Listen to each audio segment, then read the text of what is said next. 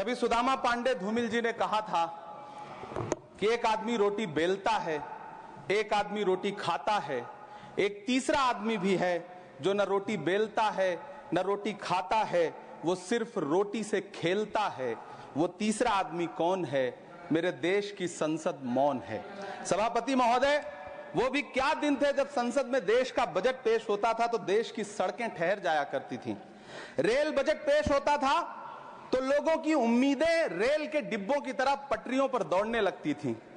पूरा देश धड़कने रोक करके वित्त मंत्री और रेल मंत्री को सुना करता था। अफसोस, अब बजट पेश हो जाता है, मीडिया चैनल सरकार का महिमा मंडन करते हैं और बेचारी जनता बजट के आंकड़ों के शब्द जाल में उलझी हुई महीनों बाद समझ पाती है कि उसका तो फिर से कट गया। सभापति महोदय, पिछले 2 साल अमृतकालीन बजट पेश किए गए और इस बार एक नई शब्दावली गढ़ी गई है, तुष्टीकरण बनाम संतुष्टीकरण का बजट। सभापति महोदय, सुनने में कितना अलंकारिक लगता है ये शब्द। सोच रहा हूं देश की वित्त मंत्री और प्रधानमंत्री जी से पूछूं कि आखिर किसकी संतुष्टि? जिस बजट में मनरेगा के लिए 1 रुपए की बढ़ोतरी ना हो, वही पुराना 86,000 करोड़, जबकि पहले ही 9,754 करोड़ का घाटा हो, जिस मनरेगा से करोड़ों मजदूरों के घर में चूल्हा जलता हो, उस मनरेगा में काम करने वाले गरीब मजदूरों के लिए अगर आपके खजाने से 1 रुपया भी इजाफी नहीं निकल सका तो भला कौन संतुष्ट हुआ साहब? इस देश का गरीब मजदूर या आपके उद्योगपति दोस्त? वो जो महाराष्ट्र में लोकसभा और विधानसभा के बीच में 40 लाख मतदाता बढ़ाए गए थे, अरे उन्हीं के लिए मनरेगा का थोड़ा सा बजट बढ़ा देते। क्या उसमें मनरेगा का एक भी मजदूर नहीं था? 40 लाख लोगों में सारे के सारे 12 लाख की छूट वाले से आगे के लोग थे।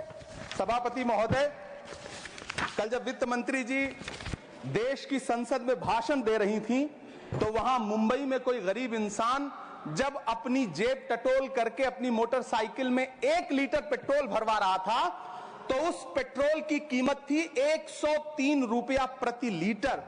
आखिर इतना महंगा पेट्रोल डीजल खरीद के कौन संतुष्ट हो रहा है? इस देश के गरीब लोग या फिर सरकार के चहेते धन्ना सेठ? सभापति महोदय, वित्त मंत्री जी इस बजट को मध्यम वर्ग को संतुष्ट करने वाला बजट बता रही हैं।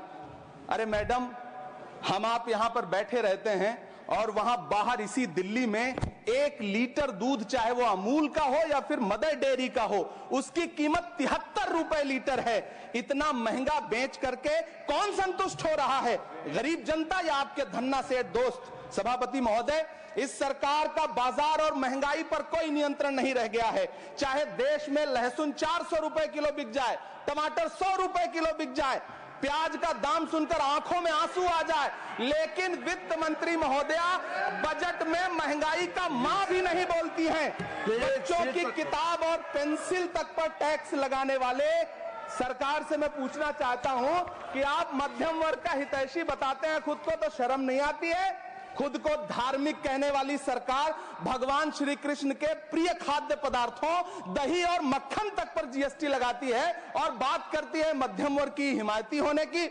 जिंदा रहते हुए जनता से हर चीज पर टैक्स वसूलने वाली यह सरकार कम से कम मरने पर तो लोगों को बख्श देती, लेकिन नहीं, वहां भी लूटना है। अंतिम संस्कार के सामान, अगरबत्ती, धूप बत्ती, केवड़ा जल, चंदन पाउडर, जौ, बताशा, काला तिल, पंचरत्न, कपूर और कफन तक पर टैक्स लेने वाली यह सरकार किस मुंह से खुद को मध्यम वर्ग का हितैषी बताती है? कौन सी संतुष्टि? किसकी संतुष्टि? कदम कदम पर टैक्स देकर लूटने वाली जनता की या फिर जनता से टैक्स वसूल करके धन्ना सेठों का खजाना भरने वाली सरकार की? किसकी संतुष्टि? सभापति महोदय, 18 अगस्त 2015 आरा का बिहार का ऐतिहासिक मैदान, सजा हुआ मंच, हजारों की भीड़ और सामने खड़े हुए देश के प्रधानमंत्री का भाषण।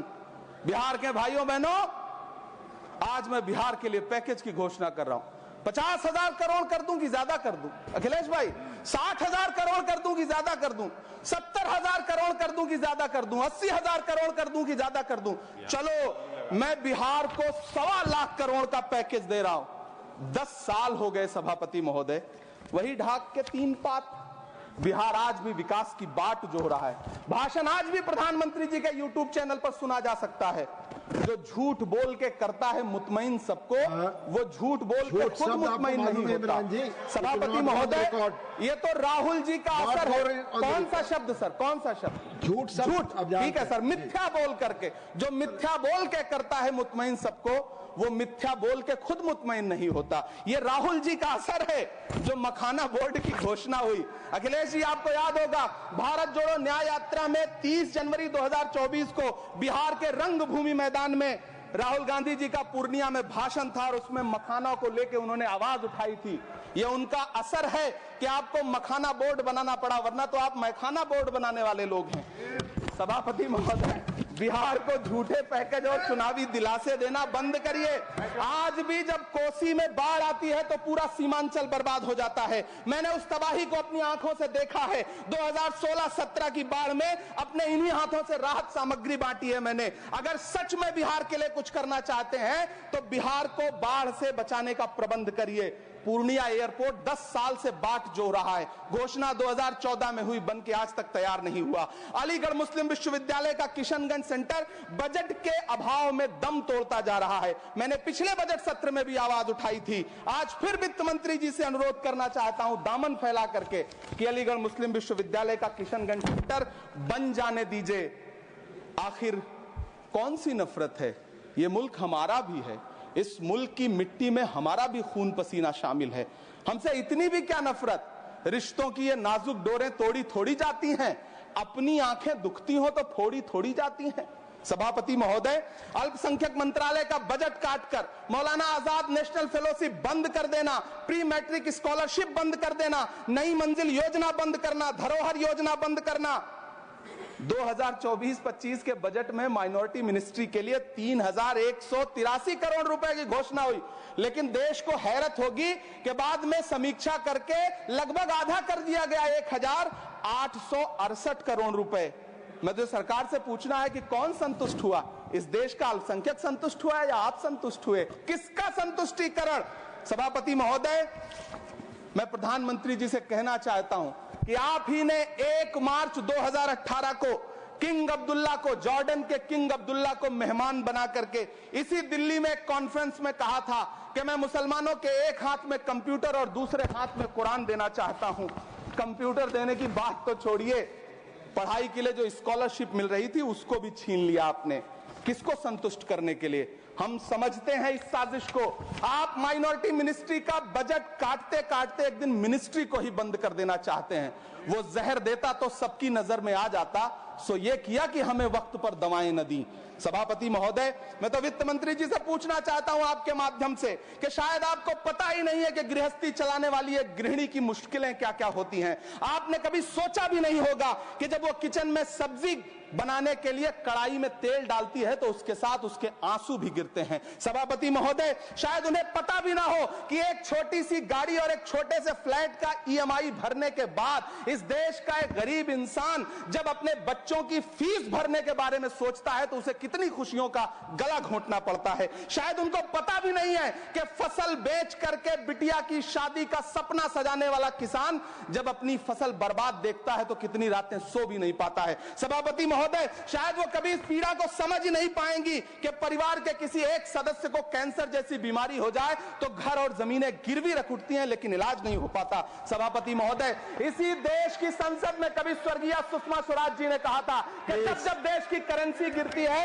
तब देश की प्रतिष्ठा गिरती है। एक तरफ कोलंबिया जैसा छोटा सा देश और उसके प्रधानमंत्री गुस्तावो पेत्रो खड़े हैं जो कोलंबिया के नागरिकों को हथकड़ी लगाकर लाने वाले जहाज को अमेरिका बैरंग वापस लौटा दे रहे हैं, और दूसरी तरफ हमारे प्रधानमंत्री जी खड़े हैं जो बेड़ी और हथकड़ी लगा करके लाए गए बेटों के अपमान पर एक शब्द नहीं बोल रहे।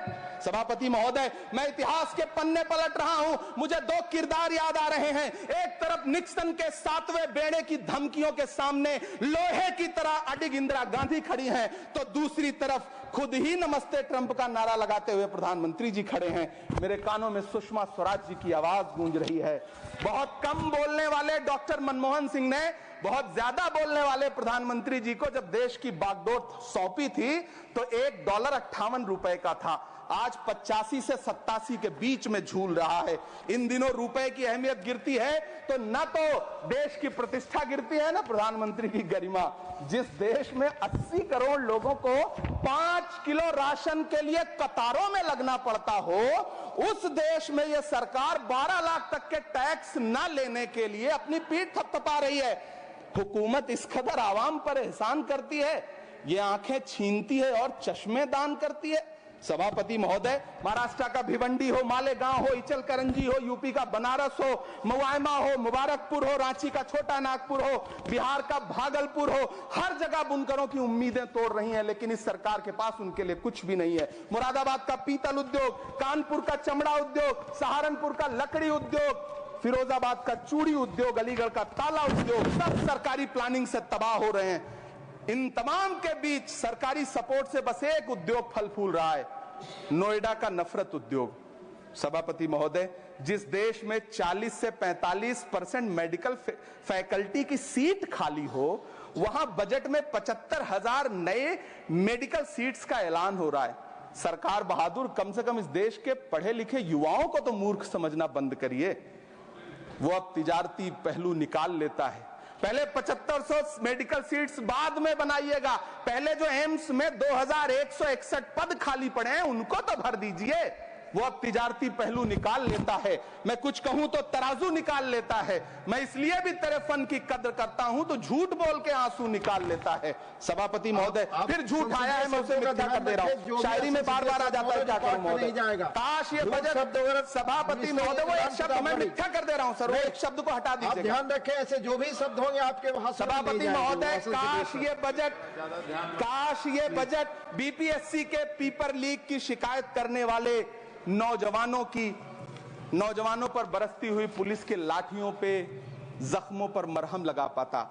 सभापति महोदय, पिछले 80 दिन से 70 साल का एक बुजुर्ग एमएसपी की लीगल गारंटी मांगता हुआ आमरण अनशन पे बैठा हुआ है। काश ये बजट किसान नेता जगजीत डल्लेवाल की टूटती हुई सांसों की पीड़ा सुन पाता। काश ये बजट प्रतियोगी परीक्षाओं की तैयारी के लिए दिल्ली, कोटा, पटना, अहमदाबाद जैसे शहरों में, इलाहाबाद जैसे शहरों में किताबों के साथ गल रहे युवाओं के सपनों को जिंदगी दे पाता। काश ये बजट वंदे भारत के सुनहरे विजुअल के बजाय देश की गरीब जनता को कुछ और पैसेंजर ट्रेनें दे पाता। काश ये बजट सीनियर सिटीजन को ट्रेन टिकटों में मिलने वाली रियायतें वापस लौटा पाता, जिनको सरकार ने कोविड के नाम पे छीन लिया था। काश ये बजट किसानों की राह में कीले नहीं बल्कि कालीन बिछाने वाला बन पाता। काश ये बजट सरकारी मालिकों को यह समझा पाता कि नेहरू को कोसने से अर्थव्यवस्था नहीं सुधरेगी, उसके लिए डॉक्टर मनमोहन सिंह साहब की अर्थ नीति अपनानी पड़ेगी। पिछले 11 साल से नेहरू जी को कोस रहे हैं, आखिर कब तक कोसिएगा। थोड़ा पंडित नेहरू जी के बारे में पढ़िए, तब पता चले कि पंडित नेहरू की शख्सियत का नाम है। दुनिया का पहला ऐसा राजनेता जिसने अपनी जिंदगी की आजादी के लिए, देश की आजादी के लिए 3259 दिन अंग्रेजों की जेल में बिताए। पंडित नेहरू एक ऐसे महान शख्स जिनके पिता पंडित मोतीलाल नेहरू, जिनकी बहन विजय लक्ष्मी पंडित, जिनके बहनोई पंडित रंजीत सीताराम, जिनकी बेटी इंदिरा गांधी, जिनके दामाद फिरोज गांधी, सब ने अंग्रेजों से लड़ते हुए स्वतंत्रता आंदोलन में जेल काटी। आप किस मुंह से उनकी लकीर छोटी करने की बात करते हैं? नहीं कर पाइएगा, 7 जन्मों में नहीं कर पाइएगा, क्योंकि जिस्म की मौत कोई मौत नहीं होती है। जिस्म मिट जाने से इंसान नहीं मर जाते, धड़कने रुकने से अरमान नहीं मर जाते, सांसें थम जाने से ऐलान नहीं मर जाते। जिस्म की मौत कोई मौत नहीं होती है। सभापति महोदय, मैं आपके सामने खड़ा होकर के एक बहुत छोटी सी कहानी सुनाना चाहता हूं कि महान बादशाह सिकंदर ने जब यूनान फतेह किया तो जीत का जश्न मनाने के लिए शहर की सड़कों पर निकला। तो उसने देखा कि पूरा शहर तो जश्न मना रहा है, एक फकीर सड़क के किनारे चादर तान के सो रहा है। सिकंदर को गुस्सा आया, घोड़े से उतरा, उस फकीर के पास गया और उसे सोता देख करके उसे जोर की एक लात मारी और लात मार के कहा कि क्यों रे फकीर, मैंने यूनान फतेह कर लिया, लोग जश्न मना रहे हैं और तू सो रहा है। उस फकीर ने उन्नीदी आंखों से सिकंदर को देखा और देख करके कहा कि शहर जीतना बादशाहों का काम है, लेकिन लात मारना तो गधे का काम है। सभापति महोदय, गरीब जनता को लात मारना बंद करिए। ये अमीरों के लिए बनाया गया बजट है, ये निराशाजनक बजट है। हम अमृतकाल सुनते आ रहे थे, ये अमृतकाल इतनी जल्दी समाप्त हो गया कि अब अमृतकाल का कोई नाम तक नहीं लेना चाहता है। इसलिए मैं इस सदन में खड़ा होकर के देश की वित्त मंत्री महोदया से कहना चाहता हूं कि आपने अल्पसंख्यकों के बजट में जो कटौती की है उसको बहाल करिए। आपने मनरेगा को जो स्थिर रखा है उसका घाटा 9,754 करोड़ है, कम से कम उतना बढ़ा करके फिर से उसे बहाल करिए। नौजवानों के लिए रोजगार दीजिए, किसानों को एमएसपी की लीगल गारंटी दीजिए। यही मैं आपसे अपील कर रहा हूं। धन्यवाद सर, आपने इतना जो समय दिया उसके लिए शुक्रिया।